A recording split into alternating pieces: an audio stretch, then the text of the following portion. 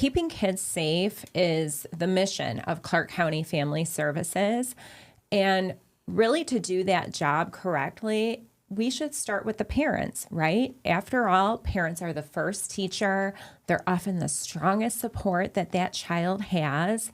And here at Clark County Family Services, we have a special program really meant to boost parent education, and that's called the Parenting Project. I'm so excited to welcome Glenda and Sarah from our Parenting Project at Clark County Family Services. They're going to talk with us today about all the wonderful services that they provide and really how parent education and knowledge of parenting skills can really help to reduce child abuse and strengthen the families. All right, ladies, thank you for joining us today. Glenda, Sarah. Thank you for having us. This is great. So why don't you tell me, each of you start off with like a little introduction. Tell me about yourself, your role at Family Services Parenting Project, and we'll go from there. Great. Sarah? Okay. Yeah, so I've been with the Parenting Project for 31 years. I love what we do, so I keep sticking around. And my role is as a training coordinator, and that is just organizing the programs, scheduling them, working with our community partners and our amazing staff who help schedule the people, and then the trainers who teach the programs. So you kind of oversee this whole parenting project. I do. And there's a lot of classes, and I can't wait to get in and talk about that. And I know, Glenda, you teach some of these classes. I sure do. My background, basically, I've been 25 years in parent education. Before that, I had a lot of different jobs in media and also working in corporate and in training as well. One of the things that I am just passionate about is parent education. I think it's probably the most important thing that I've ever done. And that's why, I've spent my life as an adult being educated. I have a master's in family studies from CSUN. And I was motivated to do this by a crisis in my own life with my teenager. I didn't know how to handle it, and it was pretty bad. So I figured once I got through that process, and it was painful, that I was going to dedicate part of my life to sharing the information that I had learned about dealing with kids and developing relationships that work with other people. Wow, that's incredible. And thank you for, sharing your story with us. Mm-hmm. I think a lot of the reasons that some of us in family services get into doing this kind of work is that we want to help strengthen families from our own personal experiences.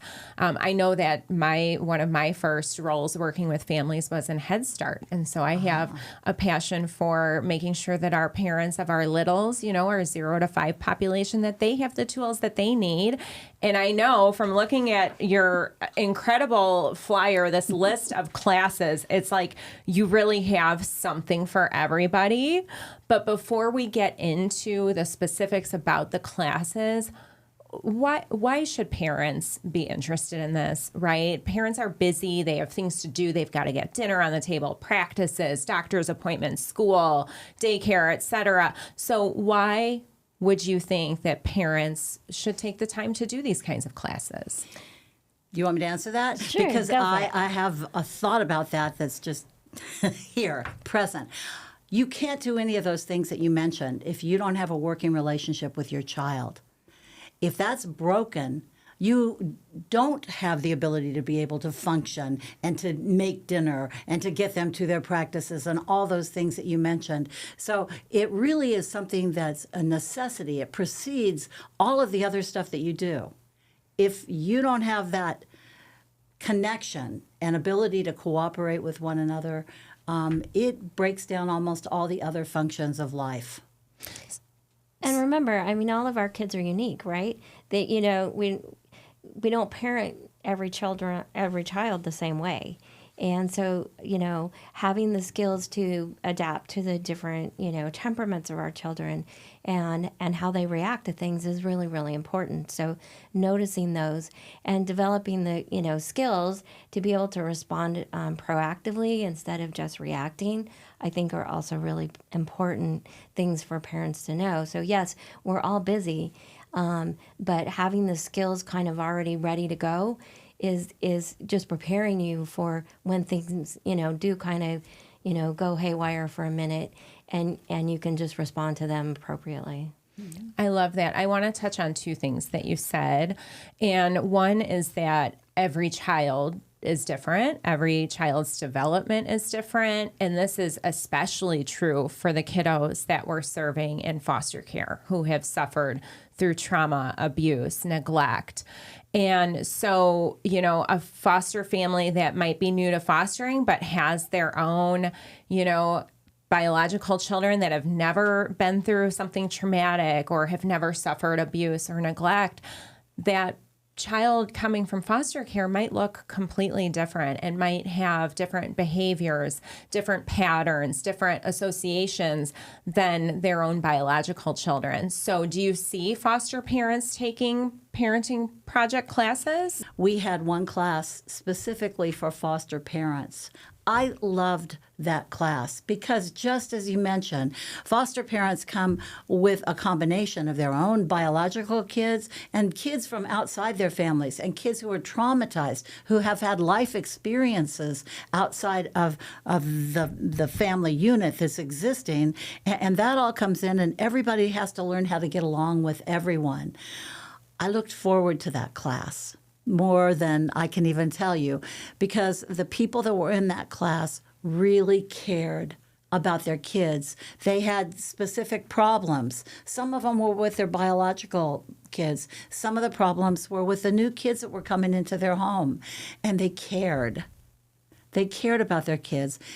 And they were able to verbalize it and present the problems in ways that we, as the Parenting Project, were able to address some different skills and behaviors that would help them with that problem behavior. So there's obviously a lot of reasons why families should sign up for your classes. Oh, and Sarah, how you were mentioning that we want to be proactive, right? We don't want to just, as parents, be reactionary, just wait for something to happen and say, what do I do, right? Because then your tension level can increase and you can become frazzled yourself as a parent. And then if you're frazzled and you can't care for yourself in this situation because you might have flipped your lid and you don't know the resources that can help you get through this, right? That leads to like a not so great situation for everybody in the family. Mm-hmm. But if you have a plan in place and you're like, oh, I picked up this skill, or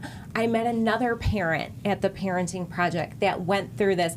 Let me shoot them a text and say, what did you do in this situation, right? Are you seeing families kind of connect with each other during these classes Especially too? the foster parents. Yes, they had a lot in common. And the commonality, I think it's probably easier to talk about someone else's kids than it is your own kids. And so there was an openness among the foster parents when they took our classes, and they were able to take what it was that we were sharing and apply it directly. And personally, I found that the homework got done in the foster families, and they could talk about it the next week because they really did implement the things that we were teaching. Well, and I think too, we talk a lot about problem solving and stress management, not just what you do in a parenting situation with a child, but taking care of yourself, right? Self-care is so important. And so I think when you're talking about why take a parenting class, it makes it easier to parent because you have these tools and strategies, that you can pull from.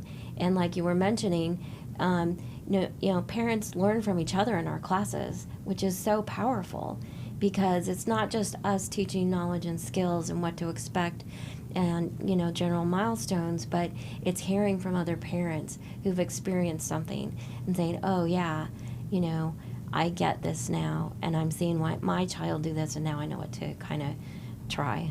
And that's especially important for somebody that might not have background, in a healthy family, right? Like what worked for our parents is not necessarily what works now or what's healthy and appropriate now, or for families that, don't have relatives close by, or maybe they're the first of all their friend group to have kids. I was really lucky that most of my friends had babies before me, so they knew exactly what I needed to do, when I was going through issues with my kiddos. So that's helpful to build that sense of community. Okay, so what can parents expect when they sign up for classes for the parenting project? I'm going to let you handle that. Well, first, they're free. So when we sign people up, the easiest way to sign up is to call us. And, we get some general information from them. We try and figure out what parts of town they live in, how old their children are, and then, guide them to the programs that would be, most appropriate for the children that they're parenting. And so that's the setup, and we schedule them to go. And then when they get there, it's a warm, welcoming environment. We're at community centers, rec centers, libraries, different locations, schools, and some of our community providers. And so they're in a group with other parents. And, we do introductions and talk about some of the challenges of parenting, and then get into our parenting classes. So some of our programs are multi-session. They can be 6 and 8 weeks long. And then we also have some shorter seminars and workshops. So they have lots to pick from, but it's a welcoming group and location to go to. And our whole goal is to make parenting easier.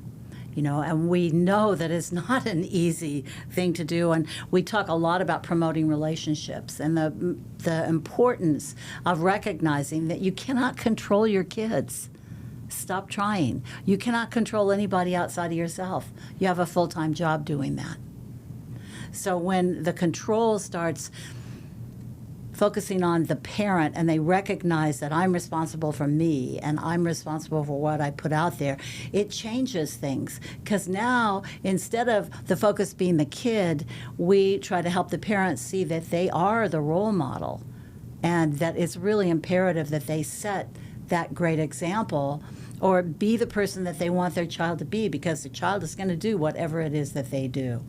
So that's one of the things. We also talk about helping each other with common problems, like Sarah said. There's almost no problem that doesn't happen in more than one household. So they learn from each other. And what happens is they'll hear from each other's skills. Oh, wait a minute, if that was me, I would. And we set the parents up as experts, because we believe that parents are the experts on their own kids. Nobody knows their kids any better than they do. So we want them to come with a sense of confidence about that, and also be willing to learn new skills. Because one of the key things about our program, I think, that is really important for people to understand is that we're a nonviolent parenting program. And to help parents understand that spanking is not the answer is sometimes a huge challenge. So we ask people to change their mind about some things. And that's a hard ask, but we're not afraid. We'll take that on. It's breaking that generational cycle of, what Absolutely. I'm doing this because this is what my parents did to me, and this is what their parents did to them. But I love how you said, parents are the experts of their own kids. You are 100% correct about that. They're with their kids day in and day out. They know what kinds of smells, tastes, sights, sounds, everything that their child is taking in, right? They know their child. Yep. But then they might not recognize their own triggers and their own traumas that live deep within them, right? And that might come out when things get tense. So the fact that the work that you're doing to help parents realize they're the ones in control of the situation, I think that's great. I think any heated moment at home, it's so hard to do this, but in the moment to just say, let's take a minute. That's hard to do. You're speaking my language, girlfriend, I'll tell you. What I say in parenting classes, and this is my own take after having taught for over 25 years now, is that the most important 2 words in parenting are self-control. And that is what's required to then move into self-control. And instead of being reactive, like Sarah mentioned, to be responsive, to stop. If you don't stop your behavior, you'll lose it. And if you lose it, you've lost everything. You lost the argument, you lost your credibility, you've become dangerous and fearful. You've lost that relationship. You lost that the relationship. You're working to build. So that's, I'm so glad you mentioned that, because that's a key thing. If you can't control your kids, then what can you do? Well, I'll tell you, parents influence their kids more than anybody out there. They're the biggest teachers and the most important influence on their kids. And that influence depends on one critical thing, and that's relationship. So what we're doing with our children is we're developing relationship from the time that they're babies. And that relationship lasts through our entire life. We do this one little exercise where we call it Your Kid at 25. And we write on the board, your child at 25. And we ask them to pretend that their small child is now 25 years old and they're coming to say hi to mom and dad. And they knock on the door. And we ask them who they want to see on the other side of that door. And they make a list. We list all the things that they say. You know, they want them to be self-sufficient, happy, intelligent, all those things. It's a beautiful list. And then the question becomes, if you want that, how are you going to get it? And that's the importance of parenting. That's the importance of relationship. That's the importance of a loving, grounded exchange between family members. And what I love about that is when you're, modeling that self-control and that ability to self-regulate, you're also modeling that for your children. And so they're learning by you also learning how to manage yourself. And that's incredibly powerful as a teaching tool as children grow and develop. One of the most important things for kids, I think, when they're little, is to learn how to self-regulate. And that's a skill. If parents cannot self-regulate, the children are going to have a really tough time doing it. So as parents, that's a big piece of what we talk about, is not letting your kids push your buttons. Because how many does it take to argue? 2. At least. At least. So, yeah. And if you stop playing, if you stop arguing, the argument's over. I love that. So you mentioned this is something you do from the time that they're babies all the way through their teenage years. So let's go into some of like your tips, tricks, strategies. Let's start at the very beginning. Infancy, you have this beautiful baby. You have all these dreams. When they're 25, they're going to be like knocking on your door and amazing. But what can you do when that little baby enters your world? Well, we have a program called Baby Care, which is a succession program for parents, and they learn the basic skills of caring for a baby. And, it's important to be super responsive to that baby and provide them with a stable, nurturing environment for them to grow and develop. And that, feeds their brain from the very, very beginning. And that Baby Care program is so incredible in terms of sharing with brand new and expecting parents what to expect. And that, babies cry, and Glenda's going to talk about that, and all the things that babies do, in dealing with postpartum depression or even the baby blues, navigating life with a new baby, dealing with your partner, and again, just trying to figure out how to care for this baby, how to feed them, when to take them to the doctor, all those things, because new parents have tons of new questions. And like you said, not everybody has, family nearby to help them. And so this is a program that really gives them the confidence and the competence to feel that they can care for their baby. I think one of the most critical things to remember is when we're talking about parenting babies, what they're learning between birth and 2 years old is trust. Can I trust that this world is a safe place? Can I trust that if I'm hungry, someone will feed me? Can I trust that if I'm cold, somebody will make me warmer? Can I trust that if something hurts, I'll be taken care of? Can I trust that if I'm lonely and I just need somebody to hang on to or to hold me, that they'll pick me up and hold me?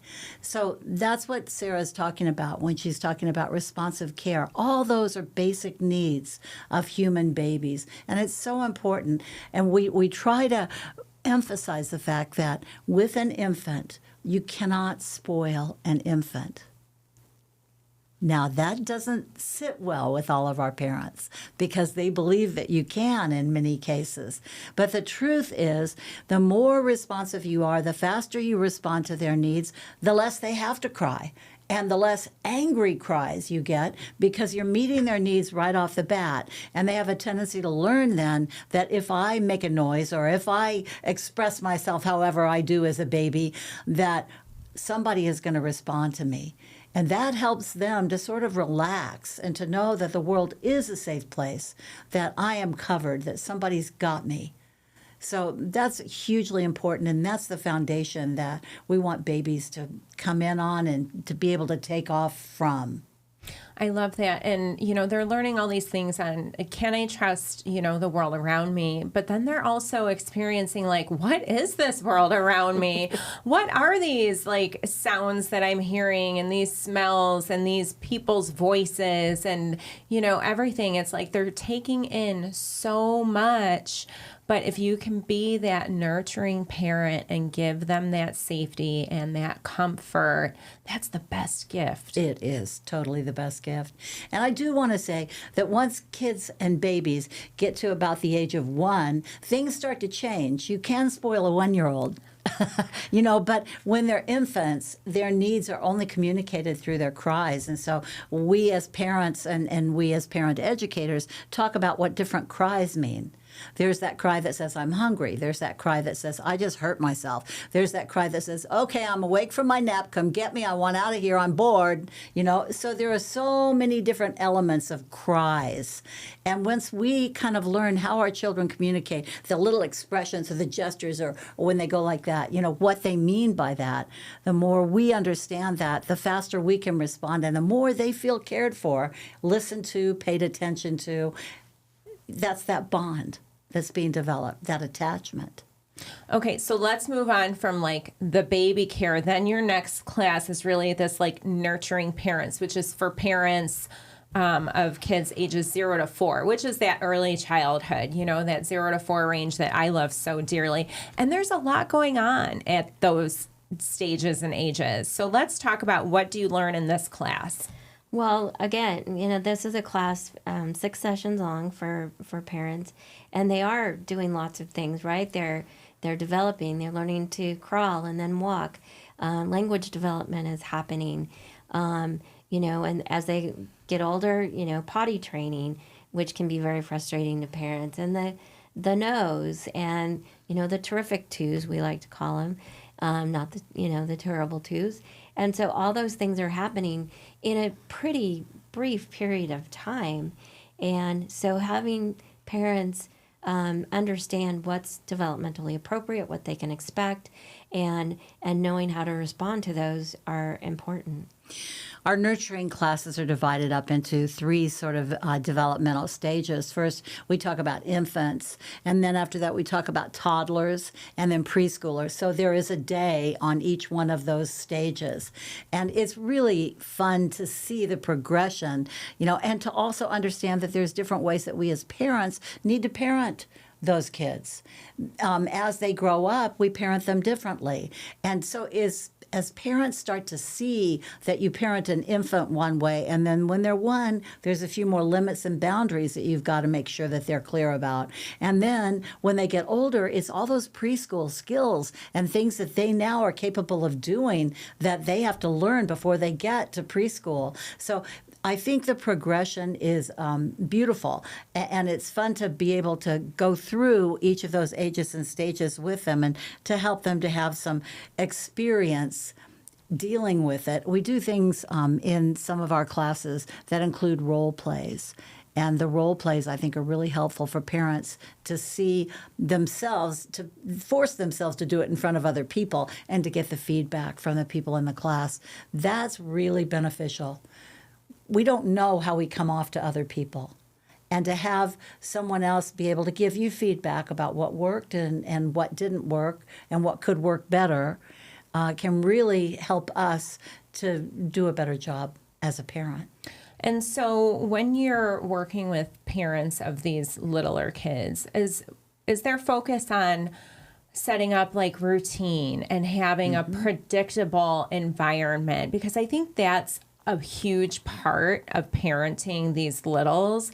And then the other concept of parenting littles is building choice for those littles, right? Like, let's say the choice is, do you want to put your jammies on first or do you want to brush your teeth first? But either choice, you know that you're getting that child ready for the final step, which is get into bed and go to sleep. We're done for the night, right? Absolutely. Those are all things that we talk about, routines and redirection, even if you want them to move to something else, empathy, understanding where they are, having some, not with the littles, but rules and, expectations for them are really important. Another key thing is safety, is building in the safety, whether they're babies, when they move to toddlers and start moving around more, and even as preschoolers, building in those safety things so that they are, not at risk of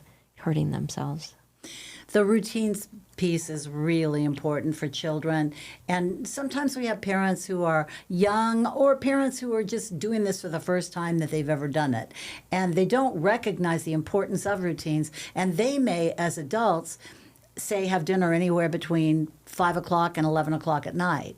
But for a little kid, that doesn't work. So we have to sometimes talk to them about, what does your routine look like? Sit down, write it out, figure it out, and think about what you're setting your child up for in terms of what their life is going to look like. There's preschool, and preschool means you have to be at a certain place at a certain time in the morning, and you have to be ready, right? And school, same way. So that routine piece is critical, and it also helps children have a concept of time. And that's sort of where it begins. And even the rough concept, when they're really little, they recognize when they get up, they take off their jammies, they put on their clothes, they brush their teeth, they have, all those things that you do, they're predictable. And the thing that's so valuable about that for children is that they recognize that you're not stuck. Like if something is upsetting them, they're not stuck in that upset forever, because things are going to move forward. Things are going to progress. They're going to change as the day goes on.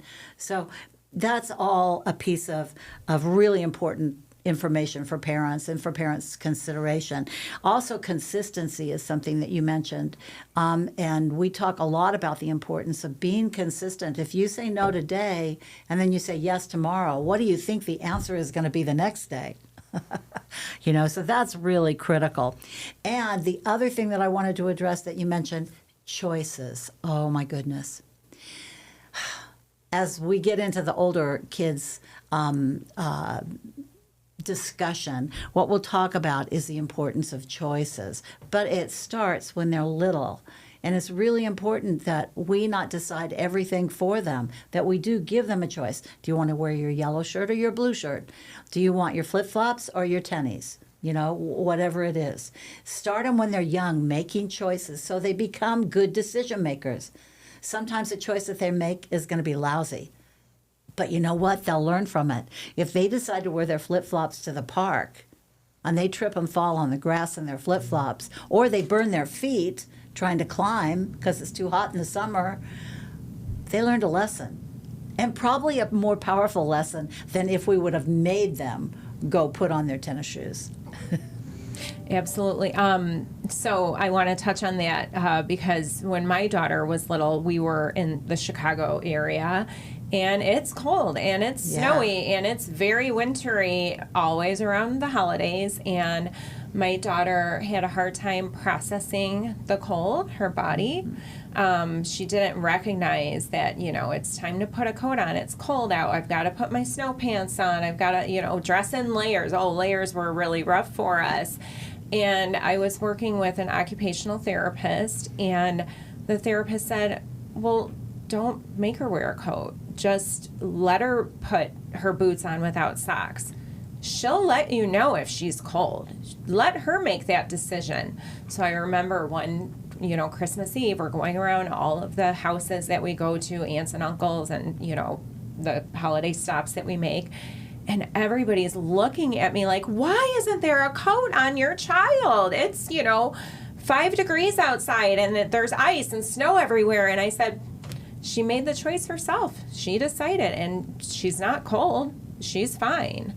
And it was that moment where I'm like realizing as a parent that I'm not going to be the one making all of her choices, right? Mm-hmm. Like, I want her to make her choices. And it really does start when they're little. And then for routines, one of the things I'm a huge advocate for, especially with our parents that have these littles and, babies to toddlers, start a bedtime routine that includes reading books. Thank you. Reading books. Absolutely. Talking about the wonderful things that happened in your day, right? Like, we would always talk about, tell me the 3 things that happen in your day that you were so grateful for. Gratitude, right? Building that gratitude.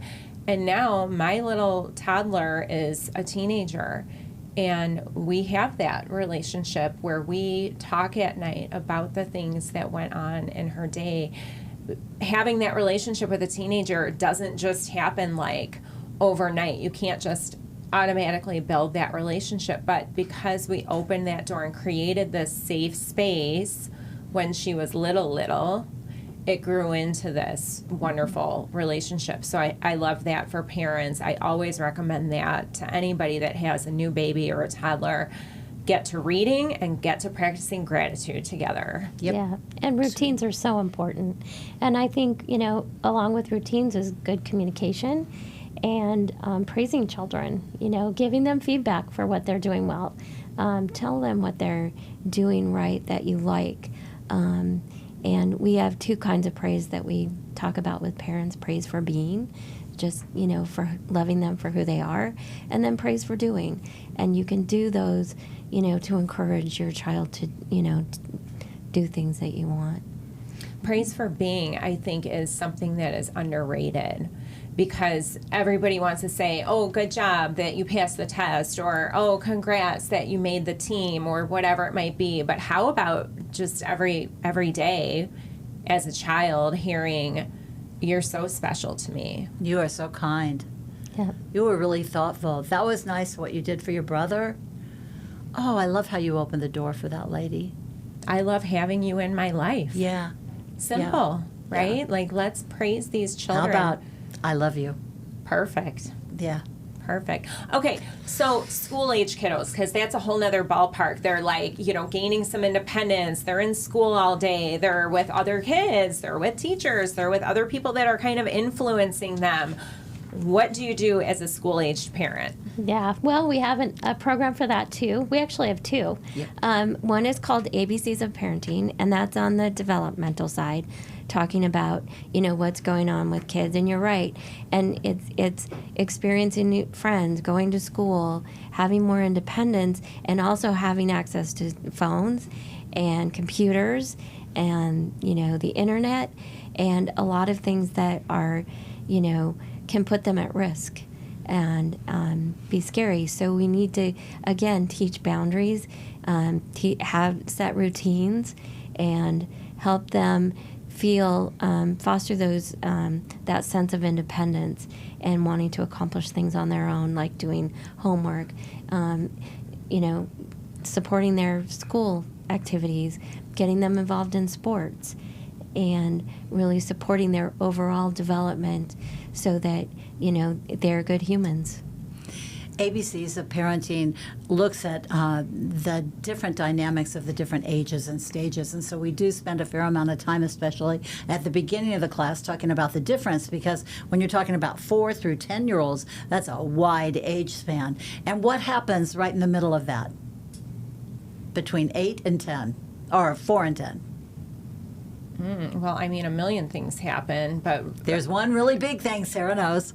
Puberty. Oh, toward the end, yeah. And you say that word, and the parents are like, I'm out of here. I don't want to discuss it. Let her mom do it. That's grandma's job.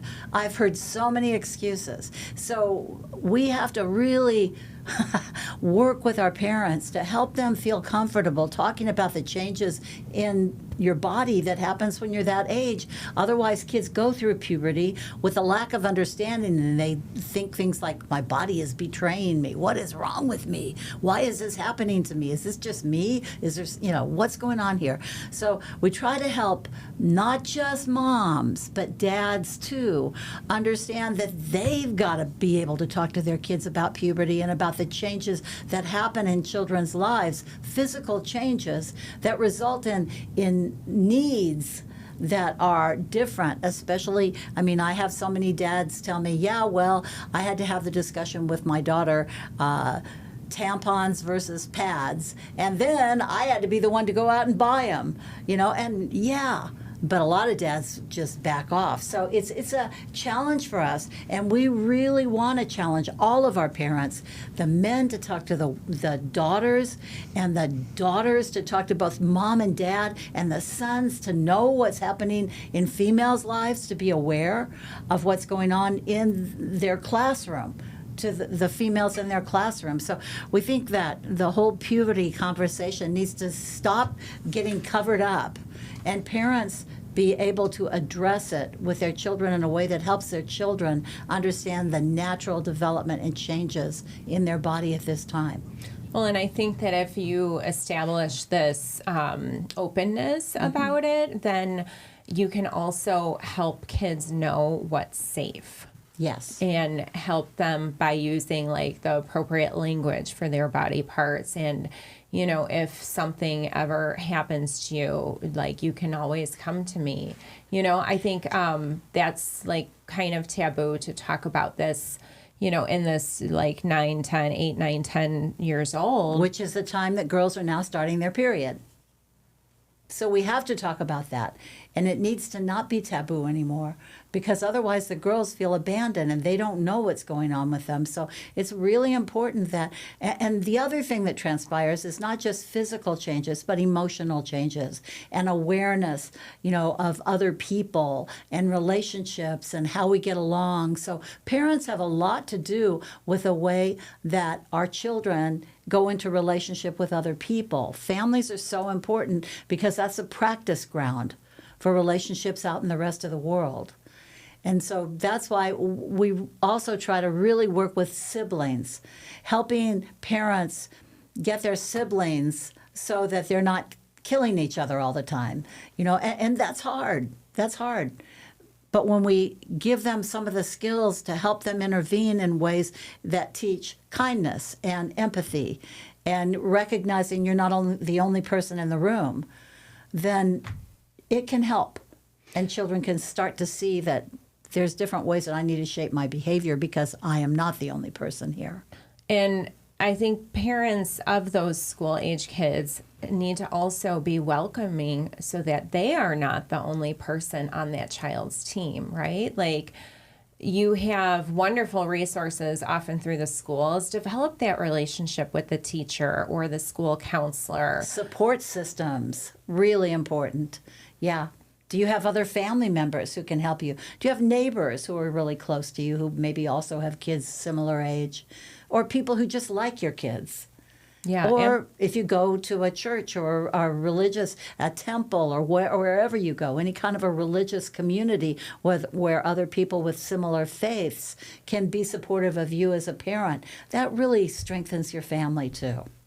And I think as a parent, when you're parenting that school age, like having those moments where you can create something social for your kids and see how they react with other kids, host that movie night for all of the friends invite the parents to come in when they drop them off. So that way you can meet your kids' friends' parents and everything, because that's also strengthening your network, and it's showing your child, I'm interested in your life, I'm interested in your social circle, and I want to be a part of that too. And as a mom of a teenager, you know how important it is to know your kids' friends' parents. Yes. Right? While it may be embarrassing to say, I need the mother and father's name, I need their phone number, I'm going to text them, or I'm going to go in when I drop you off at, the birthday party so I can meet mom. And guess what? You might meet a new friend yourself by doing that. What do you do as a parent if there's behaviors that you might notice in your child that might not seem so typical, that you're not quite sure if this is normal development? What do you guys offer at Parenting Project for situations like this? So we have a program called Triple P, which stands for Positive Parenting Program. And it is a program for parents of children ages 2 to 11, which is a broad range, but it's behaviorally focused. So parents come in sometimes with a goal of a behavior that they want to change, and we walk them through this program, and they develop strategies to deal with that behavior. They go home, they try them out. Sometimes things are going to work, right? Sometimes they don't. They come back, rework it. Talk with the other parents and the instructor, and come up with this game plan to deal with this behavior. And because this is typically an 8-week program, you have a little more time, the luxury of time there to modify behavior, because it does take a little bit longer when you're trying to change a behavior. And so Triple P is incredibly powerful in helping parents see ways that they can change a child's behavior, and that they're not just subject to this for, ever. Triple P is great for many reasons, but I think Triple P Gold is when we teach parents that they don't have to yell, scream, spank, keep getting louder and louder and escalate, and kids escalate, that what they need to do is follow through. When they ask that something be done, they have to follow through and make sure that it gets done. And that's Triple P Gold. Triple P gives specific behavior strategies that the parent goes through step by step by step to get that follow through accomplished. So it encourages cooperation. And that's what we want. We want kids to cooperate, to work with us. We want to be able to work together. Yeah, and these strategies take time, right? They do. Time and practice. Oftentimes these behaviors don't just show up overnight. They can, but, there's something that the child's been kind of learning slowly until it becomes a habitual behavior that is. And most of the times when you see these kinds of behaviors, kids are ultimately trying to get their needs met. So how can we help that child get their need met, or verbalize the need, or, self-soothe, self-regulate, right? We talked about that in the beginning. Yep. How can we help that child learn their own triggers so that way this behavior doesn't turn into the next, family explosion? Mm-hmm. And then as a parent, how can you learn to recognize, oh, that's my child's trigger? And instead of letting that child's trigger become my trigger too, yes, I'm going to observe this is the child's trigger, and I'm going to make changes because I can control my behavior in this situation. Absolutely. that's the goal. That's the the dream. goal. Okay, good. I'm going to remember that the next time, something comes up at home. Yeah, and consistency in that, learning to be consistent and predictable as a parent. And there's some amazing strategies, like Glenda was talking in there, that are relatively simple to do and follow through, but we practice them in the classroom so that they use the words, they use the strategy, so that when they go home and try this, that they've already done it. They're more comfortable and more confident in using them. And I don't know anywhere else that you can go and practice parenting. I love that you practice, that you role play, you play out these scenarios so that way in real life, right? Everybody is IRL right now. In real life, when that happens, you're like, cha-ching, I know what to do here. That's and right. This is how calm and collected I'm going to react and behave in this situation because my parenting project helped me practice this before things went awry at home. Absolutely. And one of the keys that we have is we love when parents come back. They might start with one of the programs for littles, and now they're older, and they come back for the next program and the next program. So it really does build on the skills that they have, and they feel comfortable coming back to get, the next step. Perfect. Okay, so Can we move on and talk about teenagers? I think we have to. Okay, because teens are like a wild card sometime, right? When we talked about the school age, they're going and they're meeting new people and they're becoming influenced. Well, now as teens, there's a lot more influence. There's social media. There's, people in high school. Maybe there's parties that they've been invited or even have gone to. Like, what are some basic strategies for navigating parenting a teenager? Yeah, so we have a couple programs for parents of teenagers. The first one is called Staying Connected with Your Teen, which is a program for parents and teens together. They come to work on their relationship. We've talked a lot about relationships today, and it's key to have that relationship with that teen for their safety.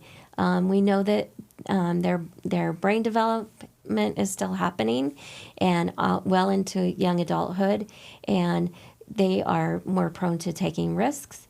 And so we want to help them navigate this together as a family and communicate and talk to each other.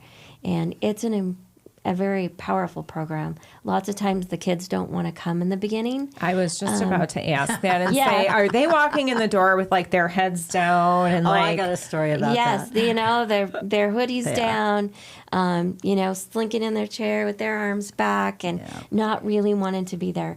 But by the end, they don't want it to end. Yeah. Because they're feeling heard.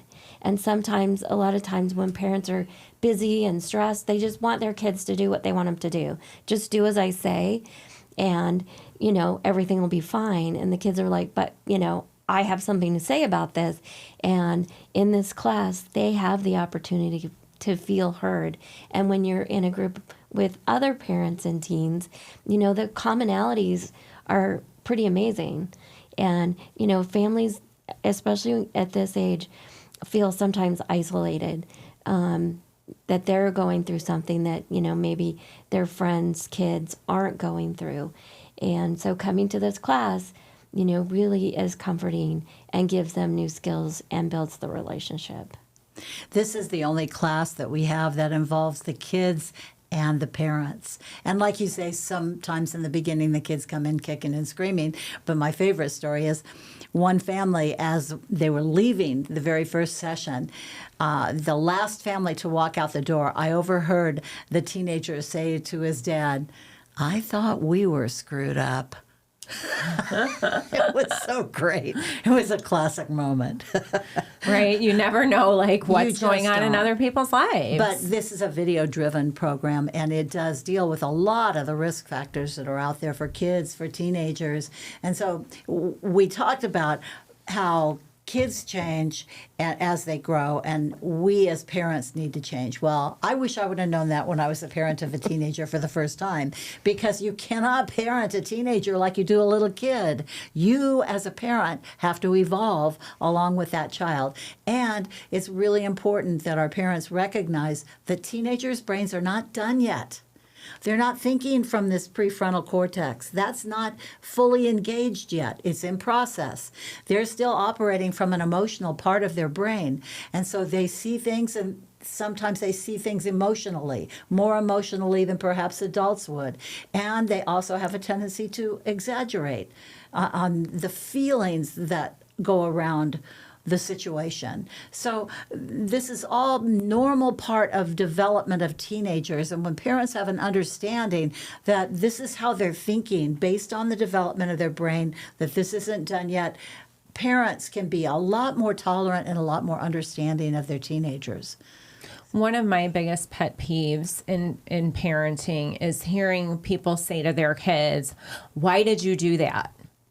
Because oftentimes, because of the brain not being fully developed, it's an impulse thing, and maybe they don't even know why they did that. And think about asking that very question to little kids who are 2 years old. Why did you do that? They don't know why. And so part of our program teaches, forget the word why with your kids. They don't premeditate. Gee, I'm going to do this to tick my mom off because I know this will. Are you sure about that? All parents believe that, though, right? At one time or another. But the truth is, they don't think that way. So instead of asking why questions, we teach our parents to ask what question. What happened? What just happened there? how did you experience that? And kind of get into it with them and ask them specifics about the situation, but not why. Because like you say, they don't pre-plan it. They just do it. Yeah, I think even as adults, sometimes we don't know why we might have made a choice that we've made, right? But that's like the phenomenon of how the brain works. And our kiddos, the brains are, developing every day with every interaction. Exactly. In every relationship, in every moment. That's an opportunity that could be a moment for growth and for learning and for bonding, right? And how we react with our kids. Yes. Yeah. And we talk with teenagers, too, a lot about choices. You talked about that earlier with little children. But with teenagers, it's so very important, the choices that they make. And I know, kind of specifying this to foster parents, you're so important in their lives. The foster parents are helping these kids learn right from wrong. Basically, they're learning how to make a choice. And if you make a bad choice, it's not the end of the world. Failure is not fatal. Failure is an opportunity to try something different. So when you're willing to try something different, you're going to get a different result. And that result, eventually, through evolution of making mistakes, we finally get there. So we just have to recognize that failure is not fatal, that we all fail at times, but that is a learning process for us. So I love the thought about failure as learning. And I think one of the most powerful things that parents can do is be trusting enough with their kids, with their teens, to let them fail. Right? Like when my daughter decided not to wear that coat, and we didn't bring one with us. If she wasn't going to wear it, she wasn't going to wear it. And that's, I have criteria for letting a child make their own decision. Those are called natural consequences. If they're not going to hurt something, or actually hurt somebody, hurt themselves, damage property, then let them make the choice. And if they make a choice and it's a bad one, they're more, and I bet you everybody's mother said this to them at one time or another. My mother would say to me, Glenda, you always have to learn everything the hard way. And kids do. And I bet you learned. I learned. But I tried a lot of things and did a lot of stuff that my mom wished I wouldn't. And she told me not to do. And a lot of times after I did it, I'd think, why didn't I listen to my mom? Exactly. We all do those things. We do. And, kids, when they're given those choices early in life, when you're building these trusting relationships early in life, the best thing that you can do is give them the freedom to then make good choices for the continuation of their life. Sometimes we might need to steer them in the right direction. Or afterward, having the conversation about, I know you chose not to wear your coat. How'd you feel out there? It was 5 degrees. People were worried that you were going to be cold. And if they say, oh, I'm fine, then let it go, right? And if they say, I was cold, I should have had a coat. Okay. Right. Or our teens, though. But I think some of it is we need to talk about some of these choices. Hey, if you do decide to go to that party, here's some of the consequences that could happen,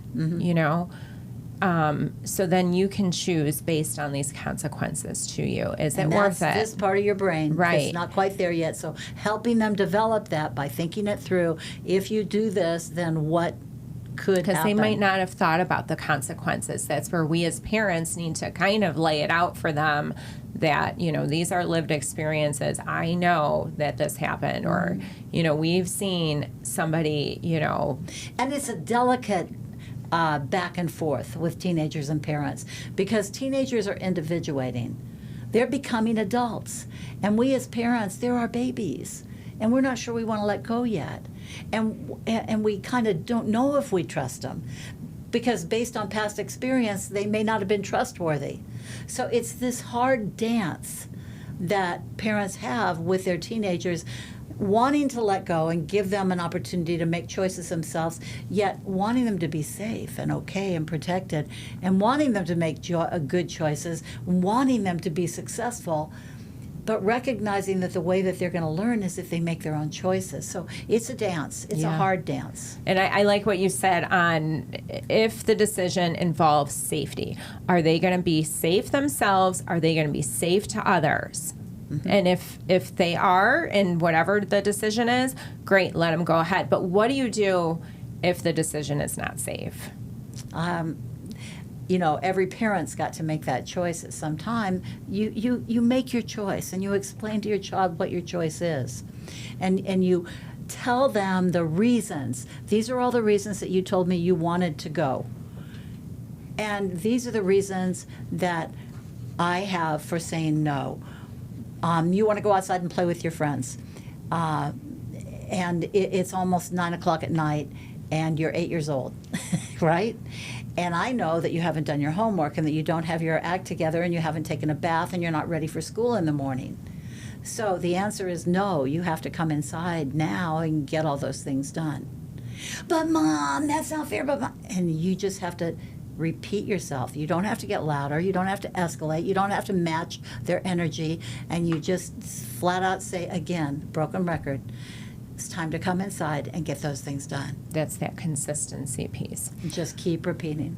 I love it. Okay, so I want to end our conversation on some really positive notes. So tell me about some of the success stories that you've encountered through your plethora of years. That wonderful service. Thank you both. Thank you so much for everything you've done to help so many families. I'm sure that you've touched the lives of so many children and so many families. So let's hear a success story. You go, Sarah. I'll go first. We had a dad attending one of our Triple P programs. He was a single dad, and he had 4 children between the ages of 3 and 7. And one of his struggles every week was getting to the grocery store. He had to take the bus, do his shopping, and get home. And it was a struggle with these 3 kids. They were running around the grocery store and that kind of stuff. So in this program, he learned some strategies. He didn't believe they were going to work. He said so in class, this isn't going to work. But he put his plan in place, talked to his kids, told them what he expected of them. They made a list of what they were buying and told them how to behave in the store. Kids got to pick some items themselves for the week for their meals. And he came back beaming the next week because he couldn't believe the difference in the children's behavior from just doing these simple things.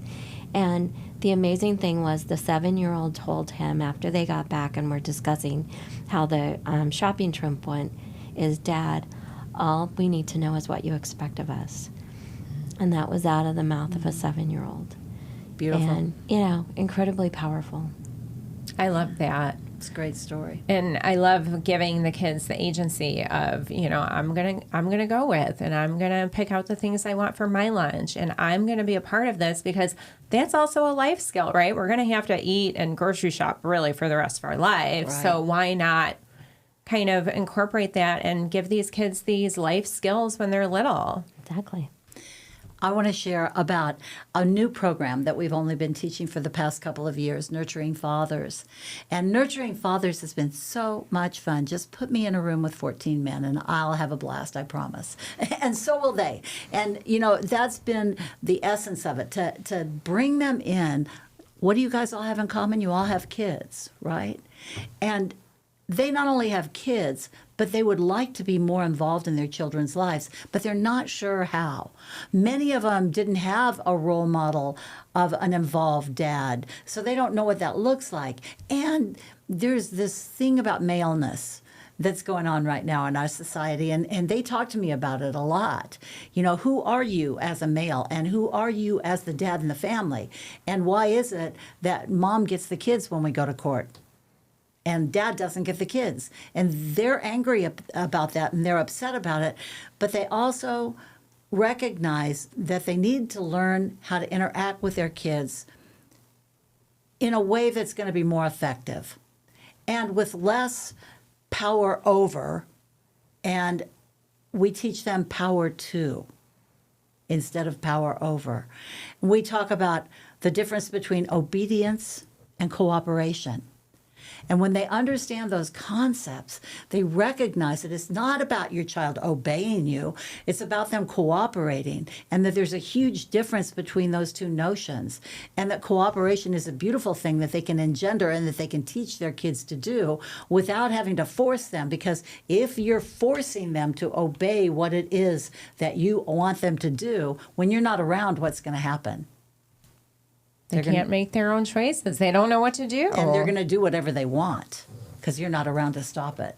So those concepts, sharing those concepts and seeing the guys go, they're sitting back for a minute, but then they embrace it and they get it and they use it and they come back to class and they say, okay, this worked. That's my $1 million paycheck. I love that. Having involved dads, that's huge. It's so important for kids. So important. And dads can play a different role than, a mom might play. They can be more fun and playful and, really like rough and tumble play. Yeah. That's part of learning for kids. Dads need to know when to stop, and that's a whole power exchange. And there's lessons in stopping. You don't hurt somebody. If you're hurting somebody, at what point do you stop? So dads also teach kids differently than moms do. Dads approach situations differently than moms do. So it's important that the kids learn how a male approaches a situation, what that looks like, and how it is different. I love that. Okay, Sarah, tell our viewers how to find the Parenting Project. So you can find us on the web, Clark County Parenting Project. We have a website through the county that lists all of our programs. It lists the classes that are currently scheduled. Or the easiest way is to call us on the phone, 702-455-5295, and sign up. We are open Monday through Thursday from 7 a.m. to 5 p.m. Our classes are different days of the week, daytimes, evenings, weekends. They're all free. We have virtual classes and in person, and English and Spanish. So easy to access throughout town. Just give us a call. We'd love to see you. And free. Free. We love free. All right, ladies. Well, Glenda and Sarah, thank you so much for the very important work that you do. I truly believe that parenting education and knowledge of parenting strategies really does help strengthen families and prevent child abuse. We want to make sure that our kids have all the tools that they need, and that really starts with educating our parents. So thank you for the very valuable work that you do. Our pleasure. Thank you for inviting us. Yeah, thank you. Of course. Thank you so much for tuning into our Foster Leader podcast. If you are a parent, a foster parent, a relative caregiver that would benefit from gaining some of these strategies, reach out to the Parenting Project. You can find them online. And as you know, I will always mention that we need more loving caregivers for the babies, children, and teens who are in Clark County foster care. It's easier than ever to become a foster parent in Clark County. You can start your journey at clarkcountyfostercare.com. Join us for a foster care information session, and at that information session, you can get your fingerprinting done and start your foster care application online. We will see you the next time on our Foster Leader podcast.